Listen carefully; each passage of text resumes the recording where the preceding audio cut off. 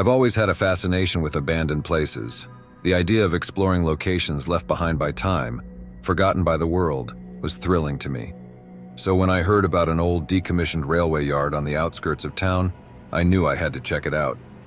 It was supposed to be a hidden gem, overgrown tracks, rusted train cars, and crumbling buildings, all untouched for years.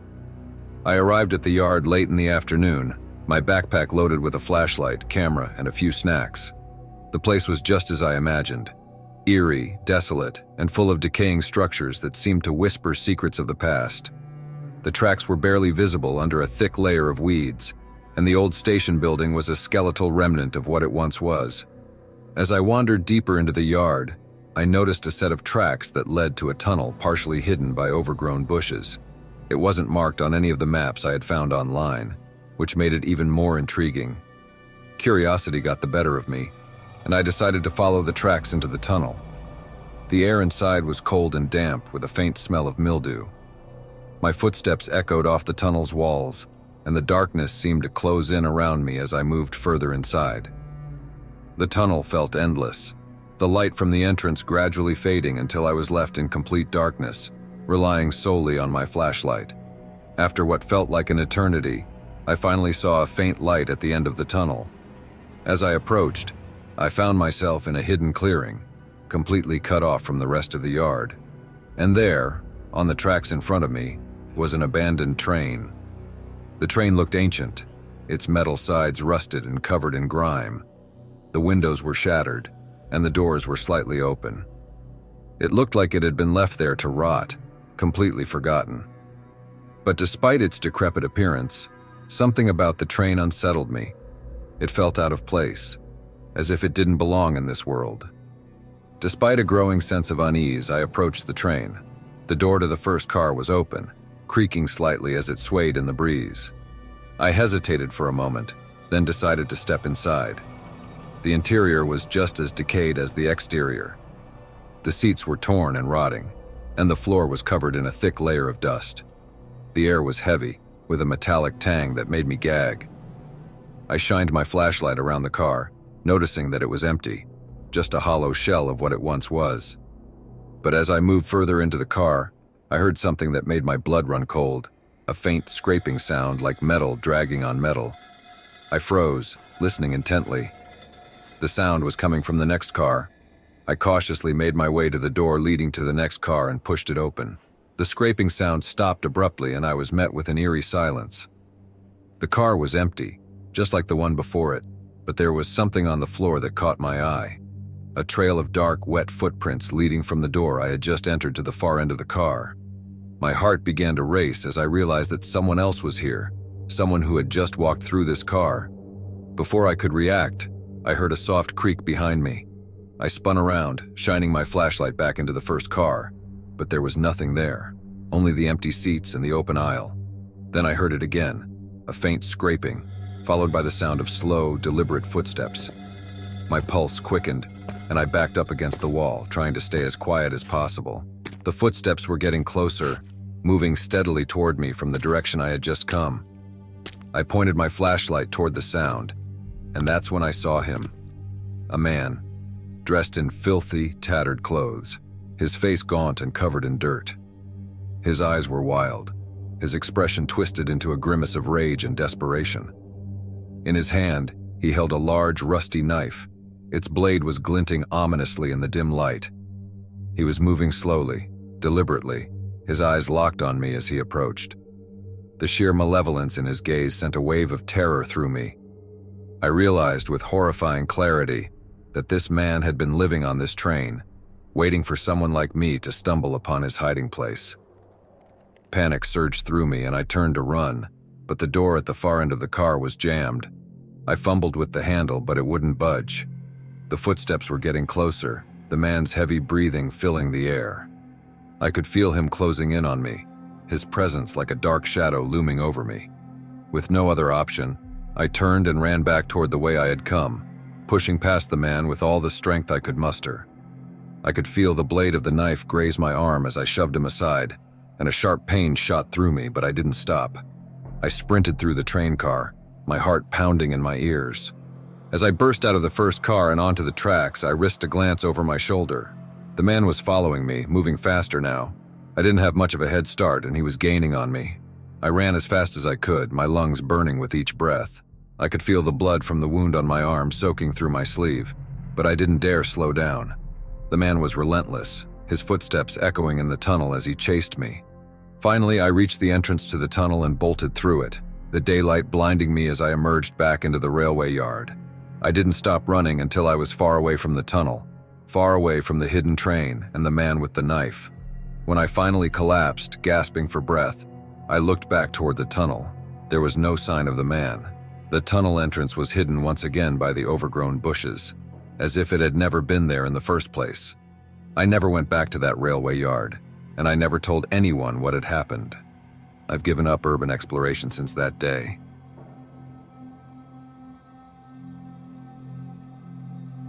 Ever since I was a kid, I've loved trains. The rhythmic clatter of wheels on tracks, the gentle sway as you speed through the countryside. It's always been a source of comfort for me. So when I got a job as a night shift conductor on the old freight line, it seemed like a dream come true. The job was simple: oversee the train's journey through the night, ensuring everything was in order and arriving at the destination on time. The tracks were mostly deserted, with only a few stops along the way at small, out-of-the-way stations. My first few nights went smoothly. The train rolled along the tracks, the darkness outside only occasionally broken by the distant lights of a town or the glow of the moon.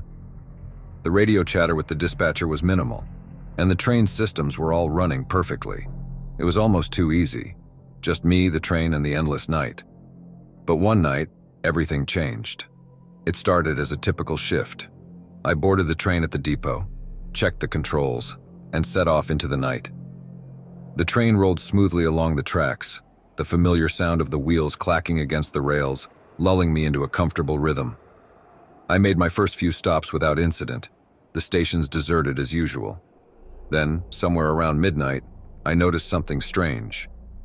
As I passed a small rural station, I saw a figure standing on the platform. This wasn't unusual, as sometimes a station worker or a late-night traveler might be waiting for a train. But something about this figure was different. He was dressed in an old-fashioned conductor's uniform, the kind I'd only seen in museums or old photographs.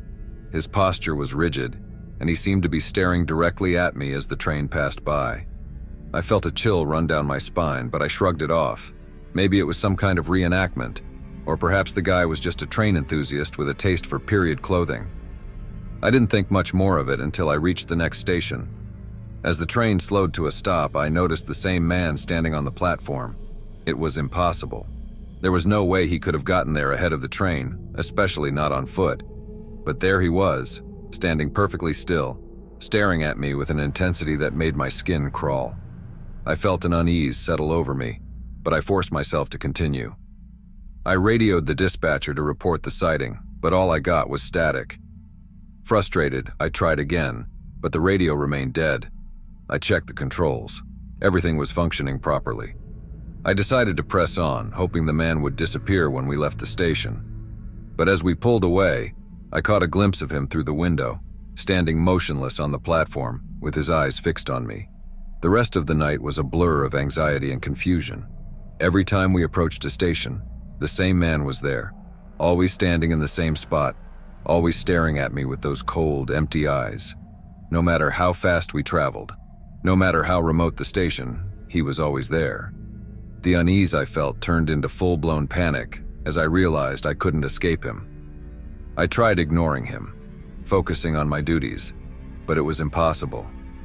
Every time I glanced out the window, he was there watching me. Finally, just before dawn, I reached the last station on my route. I prayed that the man would be gone, that I could finish my shift without incident.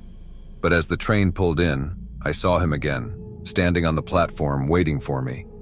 I couldn't take it anymore. I grabbed my flashlight and stormed off the train, determined to confront him. As I approached, I shouted, "Who are you? What do you want?" But the man didn't respond. He just stood there, staring at me with those unnerving eyes. I took a step closer. That's when I noticed something even more disturbing. He wasn't breathing. His chest didn't rise or fall, and his eyes, Those cold, empty eyes weren't blinking. I shined my flashlight directly at his face, but there was no reflection, no reaction. It was as if he wasn't really there. I stumbled back. My mind was racing to make sense of what I was seeing. And then, just as suddenly as he had appeared, he vanished. One moment he was there, and the next he was gone. I returned to the train. My body was shaking as I took my seat in the conductor's booth. The rest of the journey was uneventful, but I couldn't shake the feeling that I was being watched, that the phantom conductor was still with me. When I finally arrived at the depot, I reported the incident to my supervisor. He listened patiently, then told me a story that chilled me to the bone. Years ago, there had been an accident on the very line I was working. A conductor, known for his dedication to the job, had been killed when his train derailed near one of the rural stations.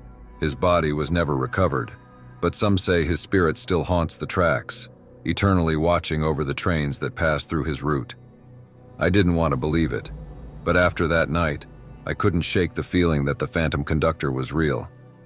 I never saw him again, but every time I boarded the train, I felt his presence. I eventually quit the job, unable to handle the constant fear and unease. But even now, whenever I hear the distant sound of a train whistle at night, I can't help but wonder if the phantom conductor is still out there, keeping watch over the tracks, waiting for the next train to pass by.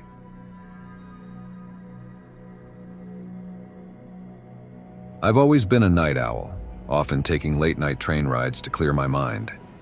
Living in the city, the trains were my escape from the constant noise and chaos. One particular night, I caught the last train home after a long shift at work. It was just past midnight and the station was eerily quiet. The usual hum of activity had died down, leaving only the distant sound of a train horn echoing through the empty platform. The train arrived. As I boarded, I noticed something strange. The train was unusually empty. There were no other passengers in sight, and even the conductor was nowhere to be seen. The doors slid shut behind me with a soft hiss, and the train began to move. I found a seat near the middle of the car and settled in, trying to shake off the eerie feeling that had settled in my chest. As the train sped through the tunnels, I couldn't help but notice how quiet it was. The usual sounds of rattling tracks and distant conversations were absent, replaced by an unsettling silence. I glanced around, but the empty seats offered no comfort.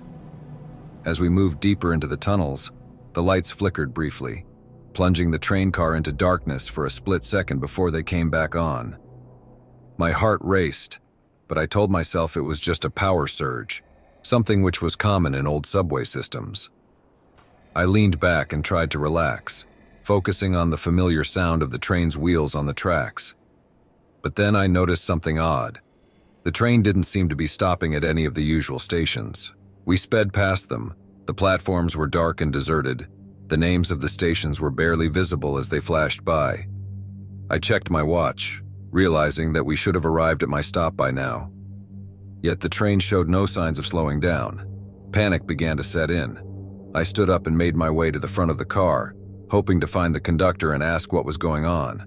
But as I reached the door leading to the next car, it wouldn't budge. I tried the other door, but it too was locked. The train car was sealed, trapping me inside. I banged on the door, shouting for anyone to help, but the only response was the sound of the train moving steadily through the tunnels. I was alone, with no way out. As I returned to my seat, I noticed something even more unsettling. The windows were completely black, as if the train was now traveling through an endless void. There were no lights, no tunnels, no signs of the outside world. Just an impenetrable darkness that seemed to swallow the train whole. I sat back down, trying to make sense of what was happening. My mind raced with possibilities. Had I fallen asleep? Was this some kind of nightmare? But the cold sweat on my brow and the pounding of my heart told me this was real. Suddenly, the lights flickered again, and this time they didn't come back on. I was plunged into complete darkness. The train's movement was the only indication that I was still in motion. My breath quickened and I fumbled for my phone, hoping to use its light to navigate. As I turned on the flashlight, something caught my eye. In the reflection of the window, I saw a figure standing at the far end of the car. I whipped around, shining the light in that direction. But there was nothing there, just empty seats and the open aisle. I swung the light back to the window, and there it was again. A tall, shadowy figure, its face obscured, standing still and watching me. I felt a chill run down my spine, and my hands trembled as I tried to make sense of what I was seeing. I called out, "Who's there?" No answer. The figure didn't move, didn't make a sound, just stood there. In a panic, I began banging on the windows, hoping to break through the glass and escape, but it was no use. The glass was solid, unyielding, trapping me inside. I turned back to the figure, but it was gone. Suddenly, the train began to slow down, and I felt a flicker of hope. Maybe this was my stop. Maybe I could get off and find help. But as the train came to a halt, I realized something was very wrong. The doors didn't open. I waited and waited, but the doors remained shut. I was trapped with no way out.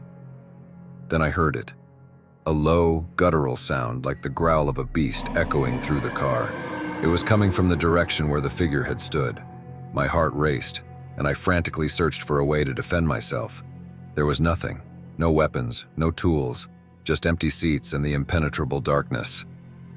The growl grew louder, closer, and I could feel the presence of something malevolent, something that wanted to do me harm.